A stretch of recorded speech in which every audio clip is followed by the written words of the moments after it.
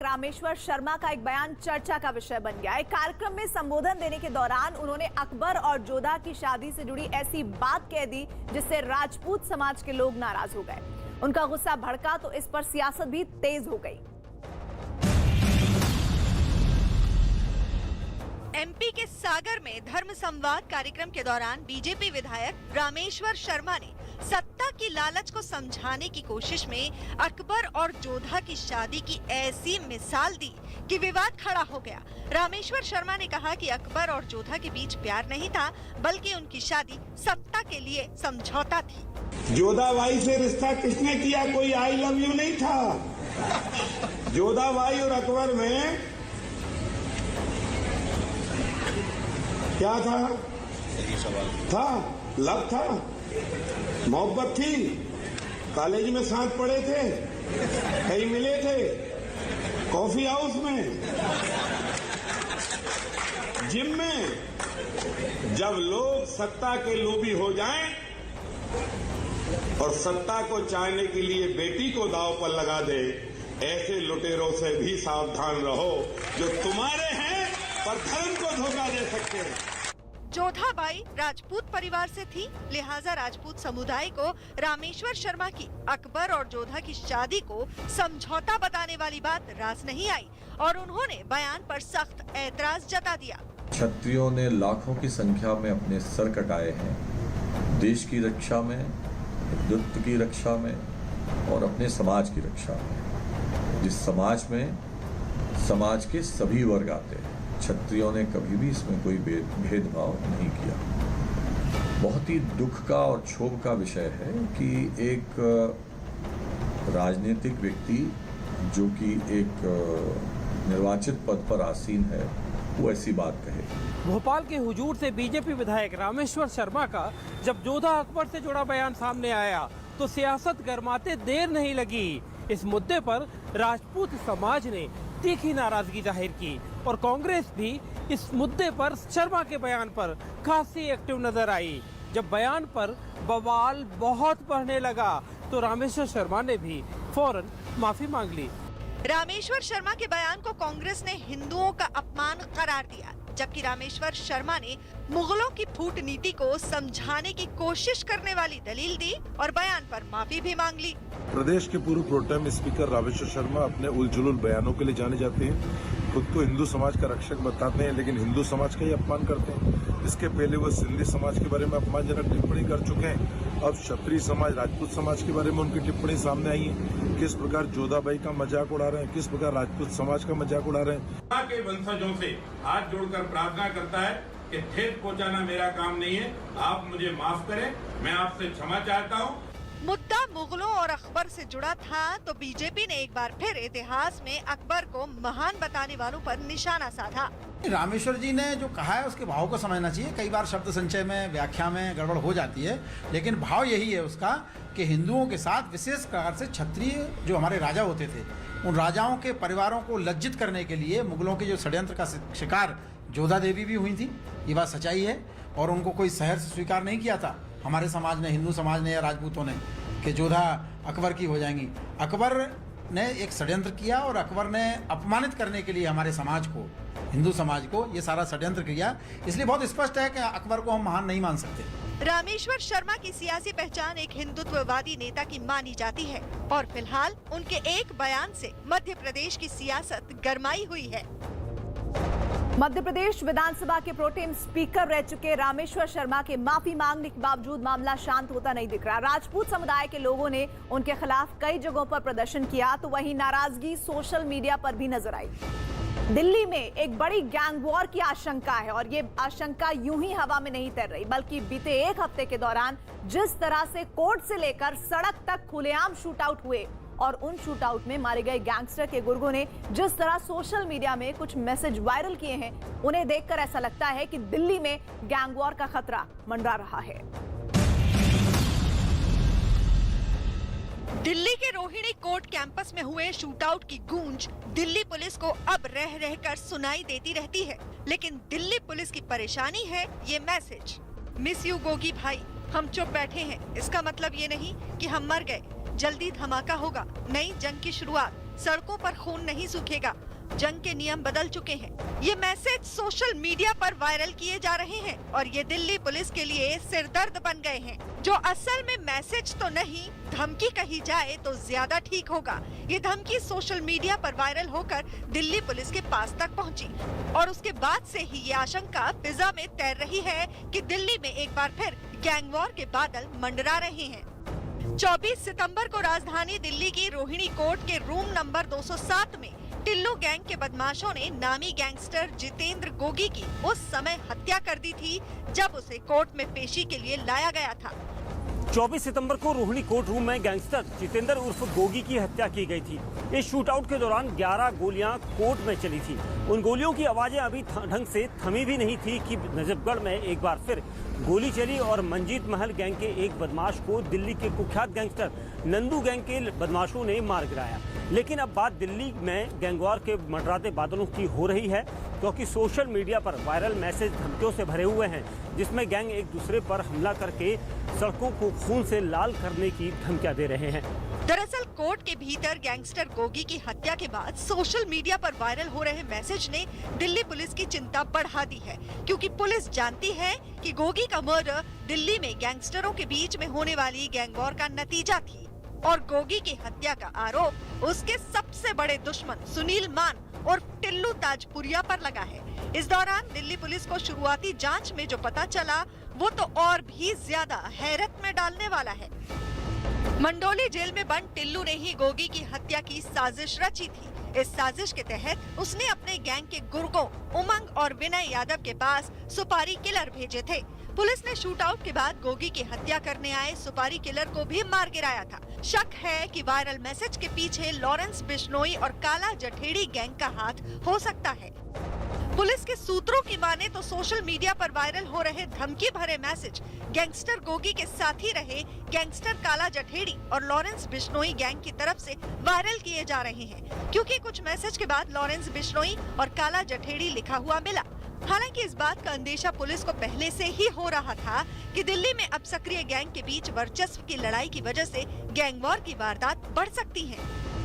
Police के सूत्रों की माने तो और भी कई संदेश हैं जो कि इशारा कर रहे हैं कि गोगी की मौत के बाद दिल्ली एनसीआर में खून खराबा थमने वाला नहीं है। इस दौरान पुलिस ने एहतियात तौर पर गोगी की मौत के बाद दिल्ली की सबसे महफूज कही जाने वाली तिहाड़ जेल नंबर 1 से गैंगस्टर लॉरेंस बिश्नोई और मंडोली की 15 नंबर जेल से गैंगस्टर संपत नेहरा को राजस्थान की जेल में शिफ्ट किया है। चौंकाने वाला पहलू तो ये है कि संपत नेहरा मंडोली की उसी जेल में बंद था जहां फिलहाल गोगी की मौत के बाद उसका आरोपी टिल्लू ताजपुरिया बंद है। पुलिस के सूत्रों की माने तो जब से ये बात उजागर हुई है कि रोहिणी कोर्ट में हुए शूटआउट की साजिश मंडोली जेल में रची गई, बस तभी से पुलिस मंडोली जेल के अलावा तिहाड़ और रोहिणी जेल में बंद तमाम गैंगस्टरों पर नजर रखे हुए है। पुलिस को अपनी जांच में ये पता चल चुका है कि जिस वक्त रोहिणी में शूटआउट हो रहा था और गोगी के कातिल कोर्ट के भीतर फंसे हुए थे, टिल्लू अपने साथियों को मोबाइल पर लगातार निर्देश दे रहा था। लिहाजा पुलिस महकमा अब इस जांच में जरूर जुट गया है कि जेल में गैंगस्टर के पास मोबाइल फोन कहां से पहुंचे। बहरहाल पुलिस ने दिल्ली और उसके आसपास के इलाकों में अपनी पैनी नजर गड़ा दी है ताकि गैंग वॉर की वारदात को होने से पहले ही रोका जा सके। दिल्ली पुलिस हाई अलर्ट पर है और दिल्ली और उसके आसपास के इलाकों में बंद दिल्ली के तमाम गैंगस्टर पर पुलिस ने अपनी पहरेदारी बढ़ा दी है, लेकिन पुलिस की आशंका फिलहाल कम होने का नाम नहीं ले रही है। मुंबई की रफ्तार बढ़ाने के लिए बनाए जा रहे कोस्टल रोड का काम युद्ध स्तर पर अंजाम दिया जा रहा है। बीएमसी के मुताबिक अब तक कोस्टल रोड का 40% काम पूरा हो चुका है, जिसमें 1 किलोमीटर सुरंग का काम भी शामिल है। इस परियोजना से जुड़ा मालाबार हिल पहाड़ी के नीचे सुरंग बनाने का काम भी लगभग पूरा हो चुका है और इसी परियोजना का सबसे कठिन चरण माना जा रहा था। मुंबई के ट्रैफिक से निजात पाने के लिए एक ऐसे मेगा प्रोजेक्ट को अंजाम दिया जा रहा है जो न सिर्फ मुंबई करों को जैम की समस्या से छुटकारा दिलाएगा, बल्कि अक्सर जैम की वजह से थम जाने वाली मुंबई की रफ्तार भी बढ़ जाएगी। बीएमसी के इस महत्वाकांक्षी प्रोजेक्ट का 40% काम पूरा भी हो चुका है। 2023 का लक्ष्य रखा गया है इसके लिए और बाकायदा इसके लिए पूरी तैयारी की गई है और धीरे धीरे 40% हिस्सा इसका कंप्लीट कर लिया गया है। ये देखिए, यहाँ पर आपको कंक्रीट दिखाई पड़ रहे हैं जो कि रोड में इस्तेमाल होंगे, यानी जब यहाँ से सड़क बनाई जाएगी तो इस तरीके का कंक्रीट इस्तेमाल किया जाएगा। कोस्टल रोड के इस मेगा प्रोजेक्ट को 3 चरणों में पूरा किया जाना है। पहले फेज में मरीन लाइंस को वर्ली सीलिंग से जोड़ा जाएगा, दूसरे फेज में बांद्रा से वर्सोवा को जोड़ा जाएगा और तीसरे फेज में वर्सोवा से कांदिवली को जोड़ा जाएगा। इस प्रोजेक्ट की खास बात ये है कि इस कोस्टल रोड पर गाड़ियां 100 से 120 किलोमीटर प्रति घंटे की रफ्तार से चलाई जा सकेंगी। पहाड़ और समंदर के नीचे से होकर गुजरने वाली कोस्टल रोड 8 लेन की है और ये 22 किलोमीटर से ज्यादा लंबा फ्रीवे है जो मुंबई के पश्चिमी समुद्र तट के साथ दक्षिण में मरीन लाइंस को उत्तर में कांदिवली से जोड़ता है। इस कोस्टल रोड से रोजाना 1,30,000 वाहनों के गुजरने का अनुमान लगाया जा रहा है। अहम बात ये भी है कि दक्षिणी मुंबई और पश्चिमी मुंबई के बीच जिस यात्रा को तय करने में 2 घंटे का वक्त लगता था, अब वो महज 40 मिनट का रह जाएगा। इसका पहला चरण जो कि प्रिंसेस स्ट्रीट फ्लाईओवर से बांद्रा वर्ली सीलिंग तक फैला है, उसके 2023 के बीच में पूरा होने की उम्मीद है। डिजाइन किया है और हर छोटी से छोटी चीज का ध्यान रखा गया है, जैसे कि वाइब्रेशन होता है तो टनल की वजह से कोई वाइब्रेशन ना हो और भी जितने भी सेफ्टी एस्पेक्ट्स हैं उनका पूरी तरह से ध्यान रखा गया है डिजाइन करते हुए। 12,700 करोड़ की लागत से बन रहे इस मेगा प्रोजेक्ट को MCGM द्वारा बनाया जा रहा है। इस प्रोजेक्ट को जल्द से जल्द पूरा करने के लिए 3 शिफ्ट में दिन रात काम को अंजाम दिया जा रहा है। इस कोस्टल टनल के ऊपर मुंबई का मशहूर प्रियदर्शनी पार्क मौजूद है। कोस्टल रोड का सुरंग जहां पर मैं इस समय खड़ा हूं और मेरे ठीक ऊपर इस समय प्रियदर्शनी पार्क है, जहां पर आप सुबह वॉकिंग के लिए जाते हैं, उसके ठीक नीचे आप कुछ दिनों में गाड़ियां दौड़ते हुए देखेंगे और महसूस भी करेंगे। इतना ही नहीं, टनल के ऊपर मालाबार हिल्स का फेमस हैंगिंग गार्डन भी है, जहां लोग वॉक करने के साथ साथ परिवार के साथ वक्त बिताने भी आते हैं।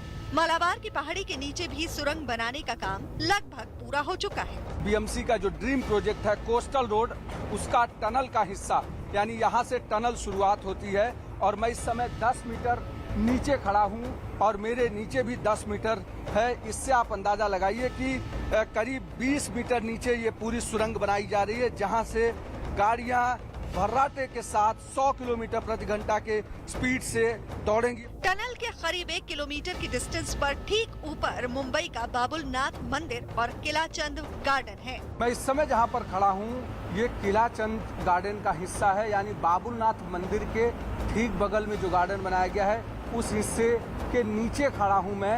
ये करीब 1 किलोमीटर के आसपास हम आ चुके हैं। इस प्रोजेक्ट की खास बात ये भी है कि इसे एक रिंग के जरिए मजबूती दी जा रही है। इस रिंग को बनाने में 8 सेगमेंट लगते हैं। हर सेगमेंट का वजन करीब 8 टन होता है। इससे बाहर होने वाली हलचलों का टनल पर कोई असर नहीं पड़ता। 10 मीटर हर दिन टनल खोदी जा रही है और इस समय बाबुलनाथ मंदिर के आसपास के हिस्से में हम हैं, जहां पर ये पूरी टनल फिलहाल बनाई जा रही है। और मैं आपको दिखा रहा हूं कि ये व्हीकल्स आपको दिखाई पड़ रही है। इस तरीके की व्हीकल्स के जरिए सारा सामान अंदर भेजा जाता है और उसके साथ साथ ये जो रिंग के लिए सेगमेंट बनाए गए हैं, वो सेगमेंट भी इस व्हीकल के जरिए भेजे जाते हैं ताकि वहाँ पर सही समय पर वो रिंग पहुँच पाए।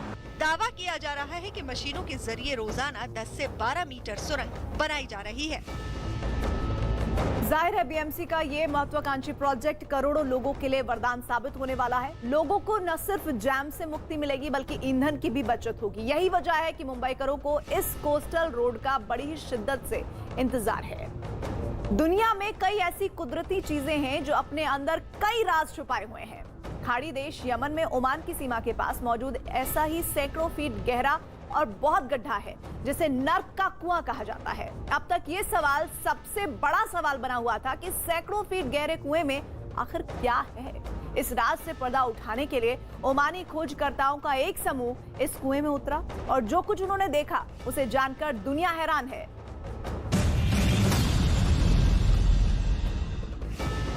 खाड़ी देश यमन के अलमेहरा में रेगिस्तान के बीच अकेला सुनसान पड़ा बारहौत का कुआं। वही सैकड़ों साल पुराना गहरा गड्ढा जिसे वहां के लोग नर्क के कुएं के नाम से जानते हैं। इसकी मनहूसियत के किस्से दुनिया भर में मशहूर हैं। कहते हैं अब तक इसके अंदर कोई नहीं जा पाया था। कोई इसे जिन्नों और शैतानों की जेल तो कोई पाताल का रास्ता कहता है। अफवाहें तो यहां तक हैं कि इसका अंधकार पास जाने वालों को अपने अंदर खींच लेता है। लेकिन सच की खोज में वैज्ञानिकों ने कुएं में उतरने का फैसला किया। वैज्ञानिकों का एक समूह कुएं में उतरा तो अंदर का नजारा उम्मीद से उलट था। 98 फीट चौड़े मुंह और 367 फीट गहरे कुएं में उतरने के बाद वहां हैरान कर देने वाली चीजें थी। वहां एक अजीब सी गंध मौजूद थी और रेगिस्तान के बीचों बीच मौजूद होने के बावजूद इस गड्ढे में झरने बह रहे थे। खोजकर्ताओं को वहां कई तरह के सांप, मारे गए जानवरों के अवशेष और पत्थरों के ऐसे मोती मिले जो पानी के लगातार गिरने से बनते हैं। यमन के बरहौत के कुएं में खोजकर्ताओं को अफवाहों के मुताबिक ना तो कोई जिन या शैतान मिला और ना ही कोई डराने वाली चीजें मिली। दावा किया गया कि घोर अंधेरे और 367 फीट गहरे कुएं की तलहटी में ऑक्सीजन पर्याप्त मात्रा में है, लेकिन वैज्ञानिक इस कुएं की उम्र का अंदाजा नहीं लगा सके। ये जरूर कहा गया कि ये कुआं लाखों साल पुराना जरूर हो सकता है। बरहौत का ये कुआं दरअसल एक सिंक होल है जो दुनिया के कई देशों में पहले भी देखे जा चुके हैं। इतने गहरे और पुराने सिंक होल का निर्माण आखिर कब और कैसे हुआ, ये सवाल अभी भी बरकरार है। खोजकर्ताओं को इस गहरे गड्ढे में हरियाली दिखी और खास तरह की कुछ वनस्पतियां मिली। साथ ही गड्ढे में कुछ पक्षी भी उड़ते नजर आए। वैज्ञानिकों का मानना है कि बरहौत का कुआं एक सिंक होल है। सिंक होल एक चूना प्रधान भूदृश्य का क्षेत्र है। जब भी कभी चूना प्रधान क्षेत्र में वायुमंडल से आने वाली वर्षा की बूंदें जब कार्बन को लेकर के आती हैं तो नीचे जो कैल्शियम है वो बाइकार्बोनेट बन जाता है, जिसके वजह से उससे घुलन की प्रक्रिया बड़ी आसान हो जाती है। ऊपर से जब वर्षा का जल लगभग 50 सेंटीमीटर के आसपास जिस क्षेत्र में होता है और चूना प्रधान क्षेत्र होता है, वहाँ बड़े पैमाने पर घोलरंध्र सिंक होल पाए जाते हैं। वैज्ञानिकों का दावा है कि ड्रोन कैमरों से पहले भी इसके अंदर झांकने की कोशिश की गई थी, लेकिन इसके अंदर अंधेरा इतना गहरा है कि कैमरे भी कुछ तस्वीरें नहीं ले पाए थे। यमन के सिंक होल का राज सामने आने के बाद इसे वैज्ञानिकों की बड़ी उपलब्धि बताया जा रहा है। यमन के बाहूत में मौजूद गहरा गड्ढा अब तक अफवाहों का शिकार था, लेकिन अब उससे जुड़ी सारी अफवाहें गलत साबित हो गई हैं। इसे खोजने वाले खोजकर्ताओं और वैज्ञानिकों को उम्मीद थी कि इसकी मदद से इतिहास के बारे में कुछ जानकारी मिल सकेंगी। हालांकि वैज्ञानिकों ने कुएं से मिली चीजों की जांच पड़ताल शुरू की है और उम्मीद की जा रही है कि इससे कुछ कुएं के जो राज हैं वो सामने आ पाएंगे। तालिबान अफगानिस्तान में रह रहे लोगों के लाइफस्टाइल को लेकर तो अपने फरमान थोप ही रहा है, लेकिन अब तालिबान के नाजिमों ने अपने ही लड़ाकों के लिए भी बेहद सख्त फरमान जारी कर दुनिया भर को चौंका दिया। फरमान हुआ कि अब कोई भी तालिबान का लड़ाका सेल्फी लेता ना दिख जाए। एक और फरमान तालिबान ने आम शहरियों के लिए जारी किया है। इस फरमान के तहत कोई भी शहरी अब दाढ़ी और बाल दुकान पर जाकर नहीं कटवा सकता, और अगर किसी ने इस फरमान को लेकर कोई भी बात नहीं मानी तो उसकी खैर नहीं।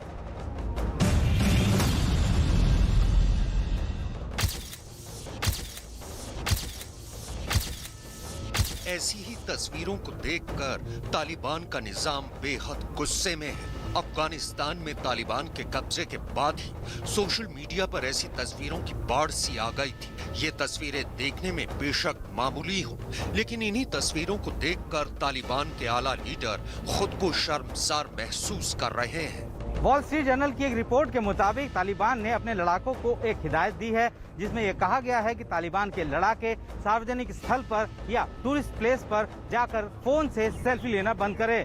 तालिबान सरकार में रक्षा मंत्री मौलवी मोहम्मद याकूब ने एक ऑडियो मैसेज जारी करते हुए साफ कहा है कि तालिबान के लड़ाके टूरिस्ट प्लेस पर मौज मस्ती करने जैसी हरकतों को बंद करे, साथ ही सार्वजनिक स्थानों पर लोगों को सरेआम फांसी देने जैसी हरकतों को भी ना करें। दरअसल तालिबान सरगना अपने दहशतगर्दों की खासकर उन हरकतों पर नाराज हैं जो अपने आकाओं से मुलाकात के दौरान सेल्फी लेने में मशगूल दिख रहे हैं। सोशल मीडिया पर ऐसी खबरों की बहार है जिनमें भीड़ के बीच घिरे तालिबान के लड़ाके तस्वीरें खिंचवा रहे हैं। मोहम्मद याकूब ने अपने ऑडियो फरमान में कहा है कि इस तरह की सेल्फी सोशल मीडिया पर शेयर होने से तालिबान के बड़े नेताओं की सुरक्षा खतरे में पड़ सकती है, क्योंकि सेल्फी और ऐसी ऊट पटांग तस्वीरों से उनके ठिकानों का पता चल सकता है। काबुल पर काबिज होने के बाद तालिबान कई सारे फरमान जारी कर चुका है, जो कि वहां पे रहने वाले लोगों के लिए जी का जंजाल साबित हो रही है। तालिबान धीरे धीरे अपने रंग में आता नजर आ रहा है और उसने एक इस तरीके का तालिबानी फरमान जारी किया है जो कि लोगों के लिए मुश्किलों का सबब बन रहा है। इस फरमान में तालिबान ने अफगानिस्तान में बाल कटने वाली दुकानों को शेव न करने की फरमान जारी किया है और इस अजीबोगरीब फरमान से दुकानदारों के सामने एक अजीब सी मुसीबत खड़ी हो गई है। तालिबान ने दक्षिणी अफगानिस्तान के प्रांत में हजामत करने वाली दुकानों पर दाढ़ी बनाने या दाढ़ी कटवाने पर पाबंदी लगा दी है। बता दें कि तालिबान में ये फरमान हेलमंद प्रांत की राजधानी लश्करगाह में जारी किया गया है। इस फरमान के सामने आने के बाद लोग बेहद मायूस हैं। 20 साल पहले जब तालिबान का शासन अफगानिस्तान पर था, तब भी लोगों को काफी दिक्कतों और कट्टर कानूनों का पालन करना पड़ता था। अब 15 अगस्त के बाद से अफगानिस्तान में लोगों का हाल कुछ ऐसा ही है। तालिबान के प्रशासन ने अब ये फरमान दे दिया है कि अगर दुकान पर दाढ़ी बनाने या दाढ़ी कटवाने और सेल्फी लेने वाली बात नहीं मानी और प्रतिबंध इस पर आगे उन्होंने बरकरार नहीं रखने देने में मदद नहीं की, तो तालिबान ने अपने नए आदेश में कहा है कि यदि कोई उसके नियमों का पालन नहीं करेगा तो उसे भी कड़ी सजा दी जाएगी। और इसी के साथ ही डंके की चोट पर में बस इतना ही। देश और दुनिया की खबरों का सुपर प्राइम टाइम बुलेटिन देखिए 100 बात की एक बात किशोर अजवाणी के साथ।